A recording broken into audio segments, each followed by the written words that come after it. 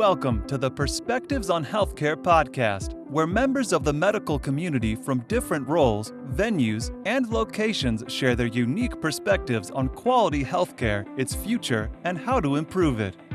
Now, from the Your Keynote Speaker studio in Pittsburgh, Pennsylvania, here is your host, Rob Oliver. Hey, and welcome. My guest today is someone I met through the National Speakers Association. His name is Anton Gunn. And let me just say, his bio, I had to go through, and it would take me about a half hour to read all of his accomplishments. So I'm just going to highlight a couple of them, okay? He is a former hospital executive, and he was a senior advisor to President Barack Obama on the Affordable Care Act. He has recently been named one of the 10 most influential minority executives in healthcare by Fierce Healthcare. Currently, he is the CEO of 937 Strategy Group, which works on leadership, workplace culture, and diversity, equity, and inclusion. He is from Columbia, South Carolina, a member of Generation X. Anton Gunn, welcome to the show. Thank you so very much for having me. Excited about being here with you. Yeah. So first question, tell me a little bit about yourself and your role in healthcare. Yeah, well, so it's definitely great to be with you. And you gave all of the formal stuff in the bio, so I won't bother to recount that. But I will tell you first and foremost is that I'm a son of a Navy veteran and the grandson of an Army veteran and a great-grandson of an Army veteran. So I grew up in a military family where healthcare was never a concern in my life. And so it wasn't until I finished playing college football, where I had great healthcare while I was in college football, that I understood that healthcare was not accessible, affordable, or quality for every person in America. It wasn't until I was done that I saw that. And I started my career as a community organizer, talking to low-income people in communities about their experience with healthcare. And that actually shaped the framework of how I got into healthcare. I'm a social worker by training, so that's a profession that you don't hear a lot of people in healthcare talk about. They talk about nursing and physician practice of all sorts. But I am a social worker by training, and I believe that allows me to look at both the macro systemic issues that create injustice in healthcare and the micro issues. And those are the things that kind of bring me into this space of healthcare. Okay. Excellent. And that you cover a really broad span there, which is gives you a truly unique perspective. What does quality healthcare mean to you? Yeah, that's a great question, and probably one of the most loaded questions that you could ever ask anybody, because quality, we all know it when we see it and when we experience it, and low quality is something that we know and experience ourselves, and so we know when we're not getting good quality. But how I define quality is the highest level of care possible to receive. That's how I would define quality. And so what's highest for me may be very different from what's highest for you. However, the question is that we know what it looks like. Why don't most of us get it? That's the main question, is why don't most of us get it? Because we know what the highest would feel like and what the highest would look like and what that experience would be like. And so most of us don't get it. And that's the proverbial question that we work for every day in healthcare.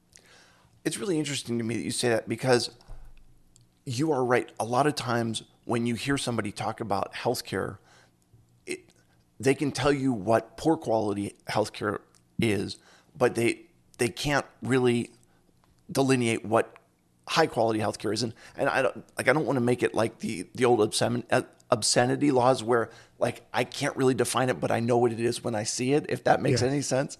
Yes. And the other piece that I was going to say, I want to highlight something you said earlier. You were talking about healthcare quality, but you were also talking about accessibility and affordability, which is, I don't know, maybe this is my commentary and I'd love to get your take on it. Why is it that when someone is prescribed a certain treatment, the first question that's asked is, what kind of insurance do you have? Yeah. in that way, the quality of healthcare is not based on what your needs are. The quality is based on who's the payer for your healthcare. What are your thoughts on that? Yeah, I think you're exactly right. The quality is tied to what you can afford or what your payer, your health insurer, or your employer is willing to pay. I wish it was different. Let me just kind of be clear about that. That this is an American problem, the way we fund healthcare in the United States of America. It didn't start off as a problem, it started off as a benefit. And how we created the American healthcare system was really tied to employment, that it became a benefit to employees if you came to work at my company. And so we built this system, right after World War II, or actually during World War II, that created this framework where, the quality of what you get is determined by someone else based upon what it costs and what you can afford. And I don't think it's right. And I think every day we should be working to make this system more right. But it's very complicated. I mean, we tie health insurance coverage to a job. We tie so many things to what you can afford to pay. And then there's so much money tied into research and the development of new technology that we've created, something that is an economic engine for the country. And so we have to be very careful at how we change it, because nearly 20% of our gross domestic product is attached to healthcare. So it's like 18% of GDP. So one little major tweak in how we finance it or how we change it could be a massive disruption if we're not thoughtful on how we make it right. It's an amazing statistic. Thank you for sharing that. Now that we've established that it's difficult to give that example, but can you give me an example of quality healthcare? Yeah, my example of quality healthcare would really tie directly into accessibility and affordability, which is if you have a health insurance plan through your employer, and that employer says it's more important to us that you are able to go to the doctor when you feel ill so we can prevent you from having complicated illness before, we're going to make sure that your copay is zero.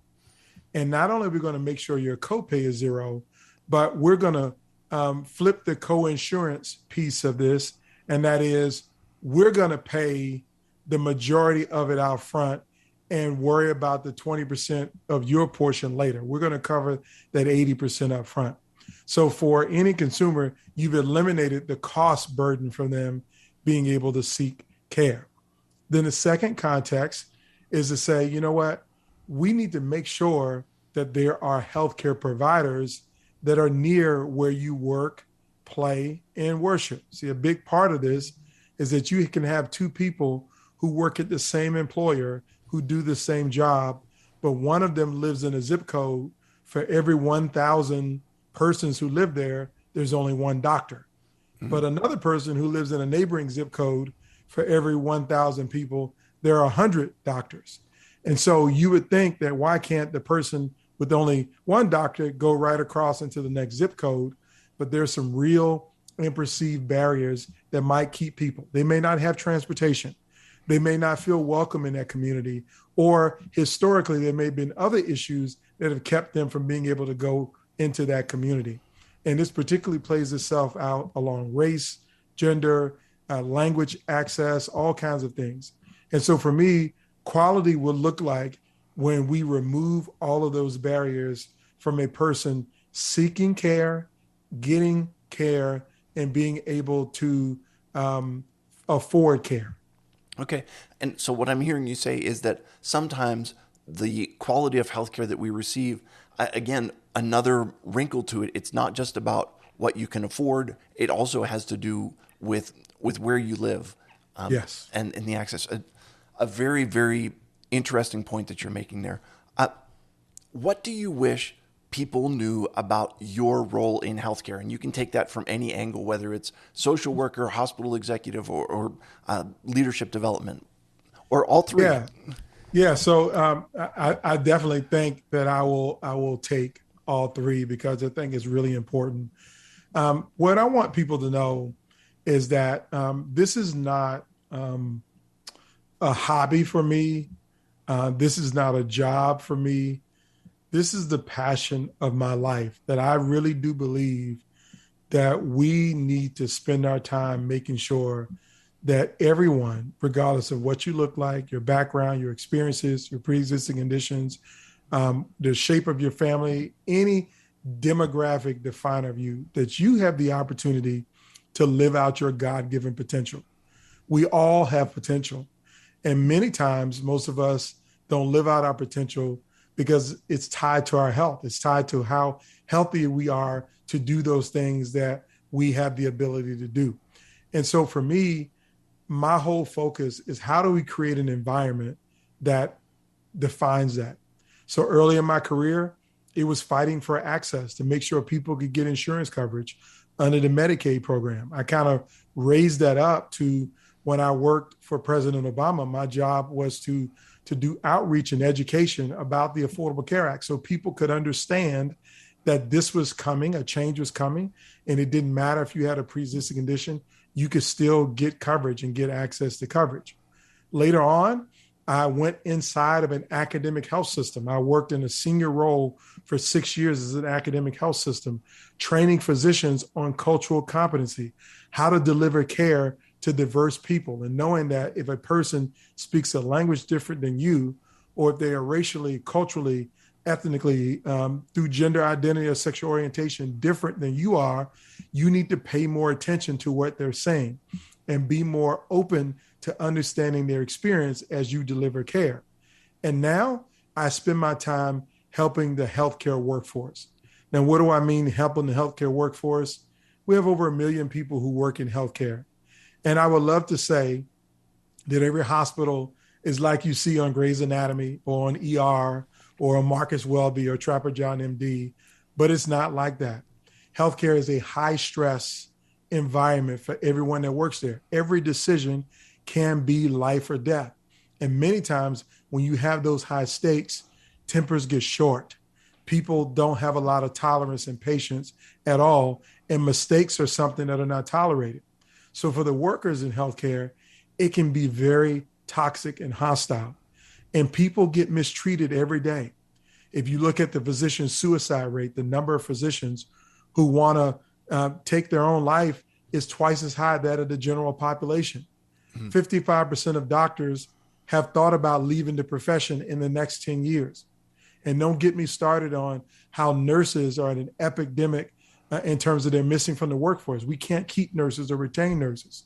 And it's because of the toxicity in the workforce. And so now my goal is to help leaders in organizations that run hospitals and healthcare organizations build a kind of culture where every healthcare worker will thrive and whether they feel valued and respected every day. But most importantly, when you need them the most as a patient, that they're ready to serve you because they're not stressed, because they're not in a toxic environment, and they can do the best job possible delivering quality healthcare so you can go back home to your family and your community and live out your God-given potential. That's what I want people to know. I'm most passionate about this from top to bottom, from inside to out. This is my life's work. Yeah. And that is such a powerful statement that you've made. And I think that it is important from two sides. Okay. What you talked about is the stress that the healthcare workers are under. And that has been greatly exacerbated by COVID and everything that's going on. But at the other point in that is, what is it that that healthcare workers are trying to do for patients? It's allow them to get back to their home and to get back to their life. And in that way, both sides need to be taken care of, or the whole system has basically failed. Yes. What excites you about the future of healthcare? I think what excites me, and this is kind of like the silver lining for me inside of the global pandemic around coronavirus, the novel coronavirus of COVID-19, is that more than ever before, the American public is seeing the value of our healthcare workforce. Everyone from the people who are in patient transport, to the physicians, to the nurses, to people who work in ERs, to the people who have to buy items in the supply chain to make sure there are enough masks and enough gowns and enough gloves and enough Q-tips. All of these things, people are really seeing the value of our healthcare workforce. And so I think that's going to create an opportunity for us to have a new conversation of how do we build a better system? How do we prepare for the next pandemic? How do we make sure that what is happening right now never happens again? And this is going to come with a lot of challenge, but it's also going to come with something else that I'm really big on, are some innovations. Like I mentor a lot of entrepreneurs, people who are now entering into the healthcare space, who started companies that are really focused on meeting the supply chain needs around personal protective equipment, people who are trying to find ways to get vaccines to market faster, people who are providing COVID testing, not just for COVID, but for flu A and flu B, and can do 48,000 tests in 1 hour to make sure that we reach so many people. These are the kind of companies and the innovations that I'm starting to see. And that's what excites me about the future, is that our healthcare system has always been one of resiliency, and we're seeing that more than ever before. And we've also been one of innovation. And I really do feel like the innovations that we're starting to see are going to shape our future in ways that we have never imagined. Excellent. What is one thing medical professionals can start doing today to improve the quality of healthcare? The one thing every medical professional can do today to start improving care for everyone and improving the quality of healthcare is to answer yes to 3 questions. They can do this if they answer yes to these 3 questions. So let me tell you what the 3 questions are, but I'm going to tell you who you need to answer them for. You need to answer them for every patient, for every member of your healthcare team, every family member, every visitor, and every person that you come in contact with. Here are the 3 questions. Question number 1, do you care about me? Question number 2 is, will you help me? And question number 3 is, can I trust you? Now, when I say answer yes to those 3 questions, I don't want you to answer yes to those 3 questions with your words. I want you to answer yes to those 3 questions with your actions. How are you showing the care team that you care about them, that you're willing to help them, and that they can trust you? How are you showing that parent, that visitor, that child who is with a sick parent, that you care about them, that you're willing to help them to get back to their lives and live out their God-given potential, but more importantly, that they can trust everything that you say and do is going to be focused on those first 2 questions. That's what every healthcare, every medical professional should be doing, is through their actions, answering yes to those 3 fundamental questions. That is a very powerful way to end this conversation. Anton Gunn, thank you very much for being with me today. I appreciate your perspective on healthcare. Thanks for listening to Perspectives on Healthcare. Visit perspectivesonhealthcare.com to learn more about Rob Oliver or to subscribe so you never miss an episode. If this podcast was valuable, we'd appreciate a review on iTunes. Or if you tell a friend or coworker about the show, that would be helpful too. Join us again next time for more Perspectives on Healthcare.